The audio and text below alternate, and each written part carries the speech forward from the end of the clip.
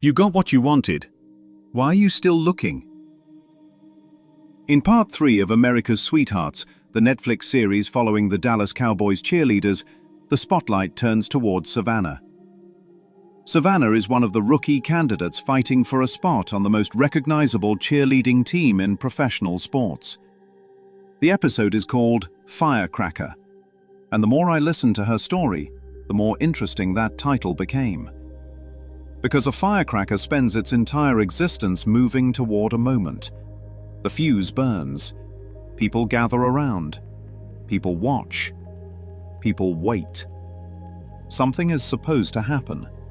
Something is supposed to arrive. Something is supposed to explode. And that's what makes Savannah such an interesting character in this episode. Not because she wants to become a Dallas Cowboys cheerleader. Almost everybody here wants that. What makes Savannah interesting is the search.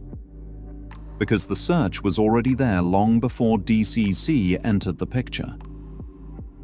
We first meet her sitting around a breakfast table with her family. DoorDash containers scattered across the table. Everybody smiling. Everybody talking about the dream. Her brother says he misses her, but he's happy she's out there doing it. Her parents talk about how determined she is, how independent she is, how when Savannah wants something, she goes after it 1,000%. 1,000%.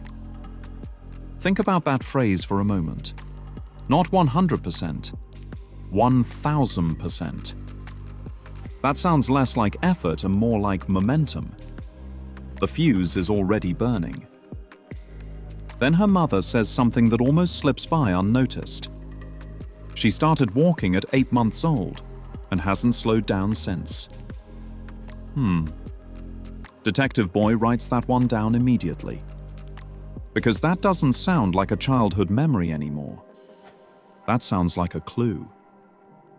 Hasn't slowed down since. Science fair trophy, dance trophy, competition trophy, TCU, training camp, DCC. One destination after another. One finish line after another. One achievement after another. The fuse keeps burning. Then Savannah says something that changes the entire episode. She says she was lucky. She says her parents were supportive and kind. She says she always felt safe. She says she always felt loved. She says she couldn't have asked for anything more. Aha. Now we have a mystery. Because the rest of the episode is about asking for more. Not because she's wrong. Not because ambition is bad. But because the contradiction is sitting right there in the middle of the room. I couldn't have asked for anything more. Yet here I am organizing my life around one more thing. One more achievement. One more opportunity. One more yes. One more proof. And that's where Detective Boy stops looking at the dream and starts looking at the search. Because dreams are interesting, but searches are fascinating. A dream is an object. A search is a pattern. And patterns tell stories that objects never can. Savannah takes us into her trophy room. Dance trophies, competition trophies, the science fair trophy she still keeps close by. Most people look at those trophies and see success. Detective Boy sees something different. The trophies are not evidence that the search ended. The trophies are evidence that the search has been going on for a very long time. The trophy changes. The search remains. The accomplishment changes. The search remains. The destination changes. The search remains. And maybe that's why the firecracker metaphor fits so perfectly. Because a firecracker is always moving toward a moment that promises something bigger than itself. A louder sound, a brighter reaction, a bigger response. Just one more pop. Just one more bang. Just one more moment. And if we're not careful, our lives can start looking exactly the same way. one more achievement, one more relationship, one more promotion, one more follower, one more trophy, one more dream, one more yes. Always one more. Always just beyond the next horizon. The fuse keeps burning. The question is whether the explosion ever arrives. The answer begins to appear when the field arrives. Everything changes when the field arrives. The trophy room lets the story be big. The family room lets the dream be big. The interview lets the smile be big. But the field asks for evidence. The field doesn't care how badly you want it. The field doesn't care how long you've dreamed about it. The field doesn't care how many trophies are sitting on your shelf at home. The field only asks one question. Can the movement fill the space? Now that's interesting. Because throughout the episode they keep talking about space, taking up space, filling space, commanding space, owning space. And here's the cold part. There is no shortage of space. Nobody is fighting Savannah for space. The field is overflowing with it. 80,000 seats surrounding an ocean of open room. Space everywhere. The field gives it freely. The question is whether she can occupy it. Whether she can stand inside it fully enough for the audience to feel it. Whether she can dance big enough to match the size of the story she's telling about herself. That is why the comments from the judges land so hard. They are not questioning whether she wants it. Nobody doubts that. They are not questioning whether she works hard.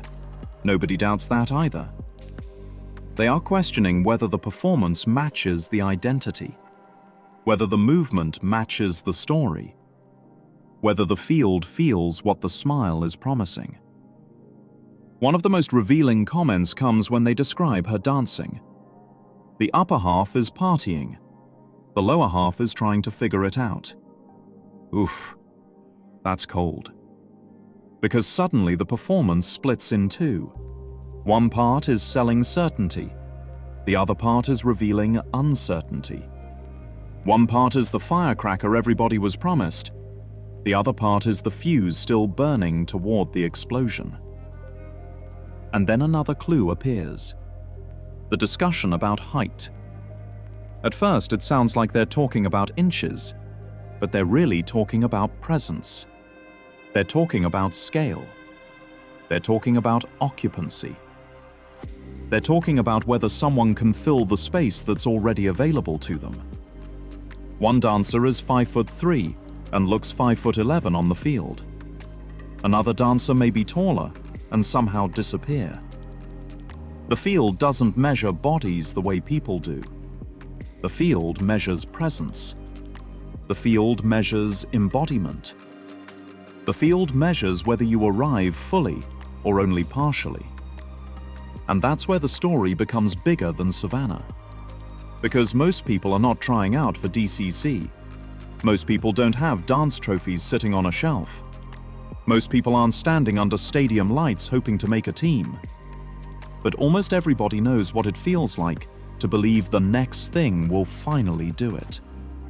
The next relationship, the next house, the next promotion, the next business, the next achievement, the next recognition, the next milestone, the next yes. The object changes, the search remains. That's the mystery hiding underneath this entire episode. Because what if the search survives every achievement, because the achievement was never the thing being searched for? What if the trophies weren't enough, because trophies were never the answer?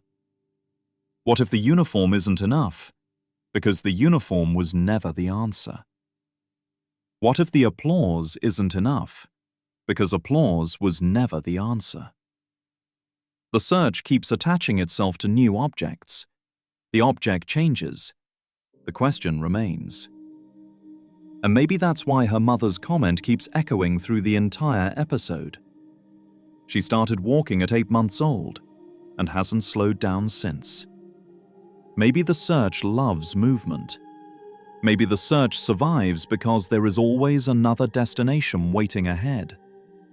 Maybe slowing down is the one thing the search never wants to do. Because if the movement stopped for a moment, if the running stopped for a moment, if the chasing stopped for a moment, a different question might finally appear. What exactly am I hoping this next thing will give me? And that's the question sitting quietly underneath Firecracker. Not whether Savannah can make the team, not whether she can learn the choreography, not whether she can survive training camp, but whether the thing she has been searching for is actually located where she has been looking. Because if getting what you wanted doesn't end the search, then maybe the search was never really about the thing at all. And that's where we'll leave Part 3. Tomorrow, the spotlight shifts again. Part 4 is called Americana Darling. The makeovers begin. The image gets polished. The spotlight gets brighter. The veterans start talking about social media, visibility, public perception, and the pressure that comes with being seen. But Detective Boy already has a question written in his notebook. If a mirror only reflects what's placed in front of it, why do so many people blame the mirror for what they see?